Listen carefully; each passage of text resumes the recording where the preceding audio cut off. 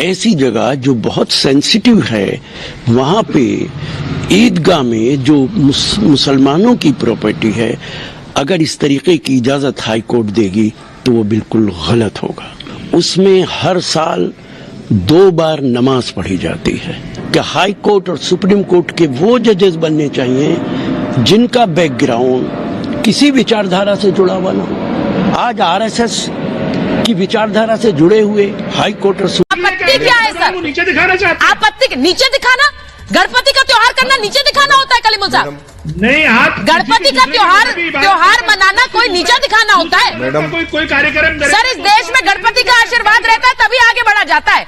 गणपति आज की वीडियो शर्मनाक और ऐसनी घटना पर है। हमारे देश में गणेश चतुर्थी पर गणेश पंडाल लगाने पर मुस्लिमों ने विवाद कर दिया और कोर्ट पहुंच गए। आज ऐसे ही कुछ कट्टरवादियों के चेहरे पर नकाब हटाते हैं और देखते हैं ये डिबेट फिर मिलते हैं। मुश्किल में है हिंदुस्तान, अब जल्लाद बनना होगा। तुझे भगत सिंह और मुझे आजाद बनना ही होगा। जय श्री राम। सीधे सीधे गणपति का आशीर्वाद लेकर ये बात कहना चाहते हैं कि आखिर गणपति से आपत्ति क्यों है? आखिर सरकारी संपत्ति है तो गणपति से आपत्ति क्यों? आज गणेश चतुर्थी का त्योहार है, गणपति घरों में विराजमान है, पूजा का श्री गणेश हुआ लेकिन विवाद का भी श्री गणेश हो गया। देश की एक अदालत रात 12 बजे तक, छुट्टी के दिन इसलिए खुली रही क्योंकि एक जमीन पर गणपति पूजा करने को लेकर घमासान छिड़ गया। गणपति पूजा ईदगाह की जमीन पर नहीं हो सकती है, ये कहने वाले अदालत पहुंच गए। तस्वीरें गणपति पंडाल की हैं, लेकिन गणपति पंडाल जहां गणपति विराजमान है वहां सामने नमाज पढ़ी जा रही है। ये हिंदुस्तान की तस्वीर है। गणपति पीछे विराजमान है लेकिन सामने नमाज हो रही है। ये तस्वीरें इसी देश की हैं, इसी हिंदुस्तान की हैं, लेकिन ईदगाह की जमीन पर नहीं होगी गणपति पूजा। ये तस्वीर देखिए। इसके बाद दूसरी तस्वीर भी आपको दिखाती हूं। एक और तस्वीर ये देख लीजिए। तस्वीर आपको दिखाती हूं जहां अमृतसर की तस्वीर दिखाई है। हुबली कर्नाटक की तस्वीर बाद में दिखाएंगे। अमृतसर की भी तस्वीरें आपको दिखाती हूं जहां पर गुरुद्वारे के अंदर किस तरह से नमाज अदा की गई, वो तस्वीरें इस वक्त आपके स्क्रीन पर हैं। यानी गुरुद्वारे की जमीन पर भी कहा गया कि आइए नमाज पढ़िए क्योंकि ईद का त्योहार है। लेकिन गणेश चतुर्थी की पूजा ईदगाह की जमीन पर नहीं हो सकती है, ये कहने वाले देर रात अदालत पहुंचे हैं। जो अंजुमन इस्लाम वक्फ बोर्ड इस्लामिक शक्ति हमें रोकने का प्रयत्न किया, ये गलत बात है।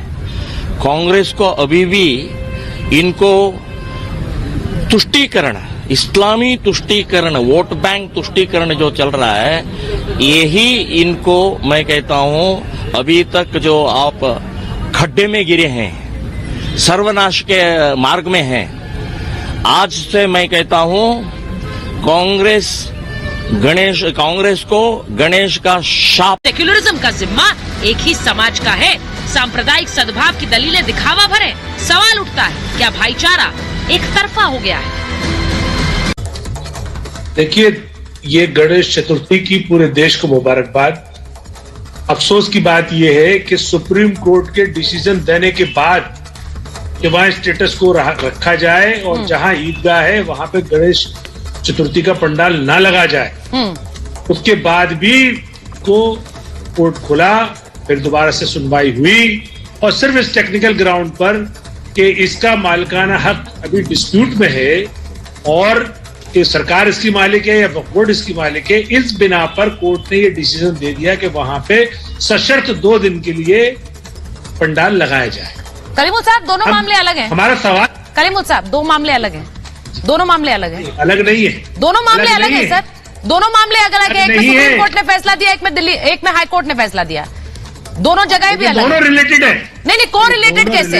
एक में हाई कोर्ट ने अपना फैसला देते हुए कहा कि सुप्रीम कोर्ट का जो फैसला है वो इसमें लागू नहीं हो सकता है क्योंकि दोनों मामले अलग हैं। पहली बात। और दूसरी बात मैं सवाल ये पूछ रही हूं कि गणपति के लिए ना कहने वाले कौन है सर? मैंने तस्वीरें दिखाई है, जरा कलीमुल साहब को वो तस्वीरें दिखाइए जो गणेश पंडाल में लोग नमाज पढ़ रहे हैं। जरा तस्वीरें स्क्रीन पर दिखाइए प्लीज। सर, किसी भी इबादत के लिए ना नहीं है सर। तो गणपति को लाने वाले भी हर मजहब के लोग हैं। जो गणपति पंडाल बनाते हैं वो भी हर मजहब के लोग हैं। और वहां देखिए, ये तस्वीरें हिंदुस्तान की है। कलीमुल साहब? गणपति को ना कहने वाले कौन है? देखिए मेरी बात सुनिए, ये देश धर्म प्रधान देश है, इसमें सारे धर्म अपनी अपनी पद्धति से पूजा करते हैं और एक दूसरे को सपोर्ट करते हैं। गुरुद्वारों में भी नमाजें होती हैं और बिल्कुल होती है, भी और बहुत सारे काम होते हैं। लेकिन सवाल ये है कि ये जो सरकार है भारतीय जनता पार्टी की, जिसको आरएसएस चलाती है, उसका एक ट्रैक रिकॉर्ड है। वो बाकायदा ऐसे काम करती है कि जिससे मुसलमानों को खौफ हिरास, मुसलमानों को इस बात का एहसास हो कि तुम्हारे कलीमुल साहब, गणपति का त्योहार क्या भाजपा का है? गणपति त्योहार पर क्या भाजपा की कॉपीराइट है? मैं गणपति त्योहार की बात कर रही हूँ, आप बीजेपी की बात कर रहे हैं। मैं देखिए ना गणेश जी के नहीं, आप बीजेपी के कॉपीराइट की बात क्यों कर रहे हैं? गणपति त्योहार है और गणपति त्योहार पर किसी राजनीतिक दल का कॉपीराइट नहीं है। आप गणपति को ना कहते हैं तो आप किसे ना कह रहे हैं? आप गणपति के बराबर में उन्होंने सावरकर को रखा, तो क्या गणपति और सावरकर बराबर हैं? अरे सर, आप घूम फिर के फिर सावरकर पर आ जाते हैं। सर, सावरकर से आपत्ति है, गणपति से क्यों है? सावरकर से तो आपत्ति है, खुलकर आप बोलते हैं, दिल खोलकर आज भी बोल लीजिए। आप मुझे ये बताइए, क्या पहली बार हिंदुस्तान में गणेश चतुर्थी मनाई जा रही है या इससे पहले भी मनाई गई थी वहां पे? ये जब से भारतीय जनता पार्टी सरकार आई है, ये हिंदुस्तान के भाईचारे को तार तार करने पे क्यों तुली हुई है? ये क्या मैसेज देना चाहती है? भाईचारा कौन तार तार कर रहा है? कलीमुल साहब मुझे बताइए, एक मिनट में गौड़ा जी बताइए, आप लोग क्या भाईचारे को तार तार कर रहे हैं? और अगर कर रहे हैं तो बताइए, आप लोग ये इसलिए कर रहे हैं कि चुनाव है? मैदानों की कमी है। अरे हुलवी में और भी मैदान है और दूसरी जगह में भी गणेश। नहीं, बिल्कुल सही कह रहे हैं आप, और भी मैदान है, वहां हो सकते हैं, लेकिन यहाँ पर आपत्ति क्या है सर? नीचे दिखाना चाहते हैं। आपत्ति नीचे दिखाना? गणपति का त्योहार करना नीचे दिखाना होता है कलीमुल साहब? नहीं, आप गणपति का त्योहार मनाना कोई नीचे दिखाना होता है? मैडम कोई कार्यक्रम सर, इस देश में गणपति का आशीर्वाद रहता है तभी आगे बढ़ा जाता है। गणपति का आशीर्वाद के हासिल करने के लिए लोग क्या क्या करते हैं, और आप कह रहे हैं कि गणपति का त्योहार मनाकर नीचे दिखा रहे हैं। पद्धति करेंगे तो कौन सी तुक्की बात है? ये तो गौड़ा साहब क्या कर रहे हैं भाई आप? ये इल्जाम लग रहा है आप पर। देखिए, रिलीजियस सुप्रीमेसिस्ट जो माइंडसेट है वो हिंदुस्तान को नुकसान पहुंचा है। एक होता है सहमति यानी कंसेंट, और एक होता है जबरदस्ती करना। सहमति अच्छा, जब भाईचारे की बात होती है, कई जगह हमने देखा कि मस्जिद में कई श्रद्धालुओं को रुकने की जगह दी जाती है। कांवड़ के दौरान मस्जिद के अहाते में श्रद्धालुओं को रोका गया। कई बार गुरुद्वारे में नमाज पढ़ने की इजाजत दी गई, या फिर जुमे की नमाज के टाइम में गुड़गांव में हमने देखा। तो ये सब सहमति थी और कंसेंट था, किसी ने किसी को फोर्स नहीं किया। ठीक है। जब बेंगलोर के चमाराजपेट मैदान, ईदगाह मैदान, मैं वहाँ क्योंकि 5 साल में बेंगलोर में ही था तो मैं जानता हूँ उस ईदगाह मैदान में हमने भी ईद की नमाज पढ़ी है। ठीक है। तो वहाँ पे जब आप जबरदस्ती कर रहे थे तो सुप्रीम कोर्ट ने सीधा कह दिया कि भैया अपने अपने घर चले जाइए, आप वहाँ पे कोई पूजा नहीं कर सकते, स्टेटस को मेंटेन करते। ठीक है। तो अब आप सुप्रीम कोर्ट की बात मान लेनी चाहिए। फिर आप उसको वहाँ पे आपको नहीं, यहाँ से सुनिए, नहीं सुन लीजिए 30 सेकंड, उसके बाद आप बोलिएगा। उसके बाद जब आपको वहाँ पे कलेजे में ठंडक नहीं मिली, अब आपको लगा कि नहीं अब वहाँ पे मैं हंगामा नहीं कर सकता हूँ और आपको पोलराइजेशन करने का मौका नहीं मिलेगा, तो आप फिर हुबाली चले गए और हुबाली में एक मैदान ढूंढा जिसका नाम ईदगाह मैदान है। जब नाम ही ईदगाह है, उसका एक डेजिग्नेटेड प्लेस है वो। अच्छा, सवाल ये होता है कि आपको अगर कोई चीज करना है, आप सहमति से करेंगे ना, ये जबरन करेंगे। सुन लीजिए मेरी बात, नाम ही ईदगाह है। दिल्ली में एक रामलीला मैदान है, रामलीला मैदान है क्योंकि वहां रामलीला होती है। तो क्या आप रामलीला मैदान में जो रामलीला करते हैं वो कहते हैं ये मैदान हमारा, यहाँ कुछ नहीं होगा? कुछ नहीं होगा रामलीला मैदान क्योंकि नाम है रामलीला मैदान। बताइए ये क्या लॉजिक है? ये क्या लॉजिक है? वहां पर दिवाली में, वहां पर दशहरे के मौके पर रामलीला मैदान में रामलीला होती है, इसका मतलब ये नहीं है कि हक बन गया। ये लॉजिक मत दीजिए सर। ईद की नमाज होती है, बहुत अच्छी बात है। उसी जमीन पर गणेश पूजा क्यों नहीं हो सकती है? क्यों नहीं हो सकती? सरकारी जमीन है वो। मैं बता रहा हूँ ना, रामलीला मैदान में ईद की नमाज नहीं होती है। अगर ईद की नमाज हुई होती रामलीला मैदान में तो आप ये एग्जांपल दे सकती थी, नहीं होती। क्या बात कर रहे हैं आप? जानकारी नहीं है। बोलिए अवधेश जी बोलिए।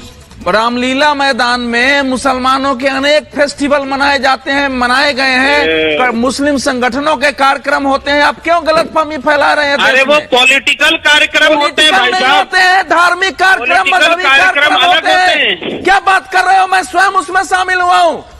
इस्लाम के मजहबी कार्यक्रम, क्या गांधी मैदान जहां होता है वहां केवल गांधी जी का काम होता है? कैसे बात कर रहे हो आप? और सुप्रीम कोर्ट ने नहीं कहा कि जाओ जाओ अपने घर जाओ आप लोग। आपको ईदगाह मैदान के बारे में मालूम है कि उसमें दशहरा फेस्टिवल की अनुमति है? बेंगलुरु के ईदगाह मैदान के बारे में क्या फैसला हुआ सुप्रीम कोर्ट में पता है? एक मिनट शांत हो जाइए, आपने अपनी बात कर ली है। देखो नहीं, अभी हमने अपनी बात नहीं की है।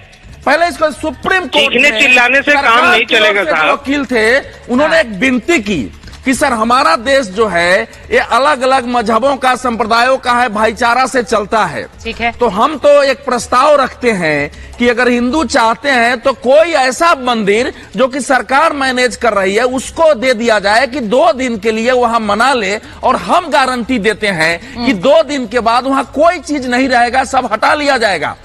तो जो वकील थे कपिल सिब्बल और दुष्यंत दवे, उन्होंने कहा नहीं नहीं नहीं नहीं, ये भाजपा ने बाबरी मस्जिद के बारे में यही कहा था और बाबरी मस्जिद टूट गया, आप इन पर विश्वास मत करिए। सिर्फ ये कहना चाहता हूं कि हिंदू धर्म की मान्यताओं के हिसाब से इस देश में, दुनिया में जो भी हिंदू कोई भी काम करता है उसमें सबसे पहले भगवान श्री गणेश का नाम लेता है। और तो और यहां तक तो कि इंसान जब लक्ष्मी की पूजा करते हैं और चाहते हैं कि पैसा आए, उसके साथ भी ये कहते हैं कि भगवान गणेश को आना चाहिए।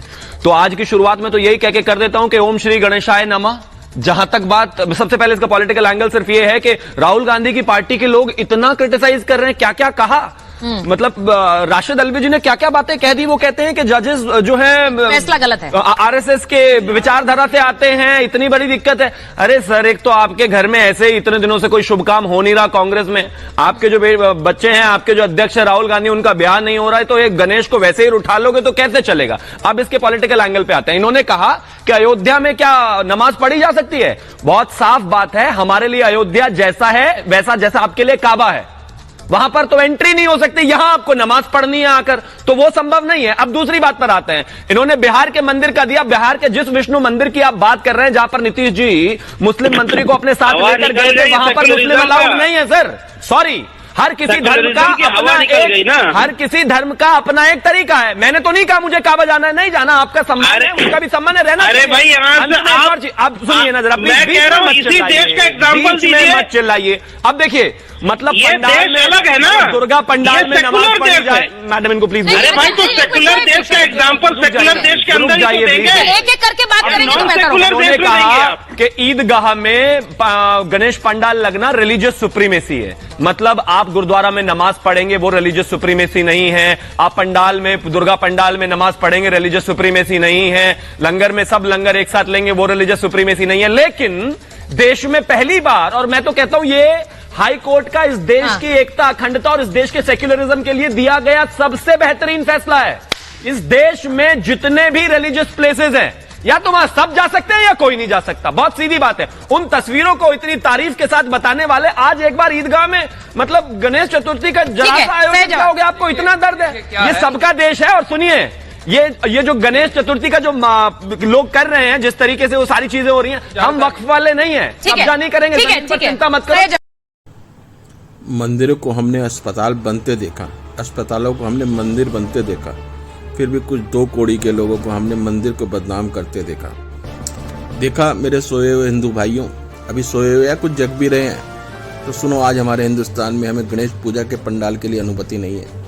और यह कहने वाले कौन लोग हैं जो कहते हैं कि हिंदुस्तान सेकुलर देश है? पता नहीं क्या होता है सेकुलरवाद।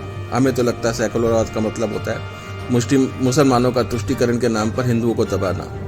अब गणेश पूजा पंडाल लगाने के लिए भी हम स्वतंत्र नहीं है। क्या सच में हिंदू आज़ाद हुआ है? मुझे तो लगता है 70 साल की झूठी सेकुलरवाद की राजनीति ने हमको यानी हिंदुओं को बर्बाद कर दिया है। और हिंदुओं की लापरवाही के कारण, गलत लोगों के चुनाव के कारण आज का यह दिन देखना पड़ गया है, जब हमें गणेश पूजा की अनुमति अदालत से लेनी पड़ेगी। शर्म की बात है हम लोगों के लिए। आज कहाँ गई गंगा जमुना तहजीब?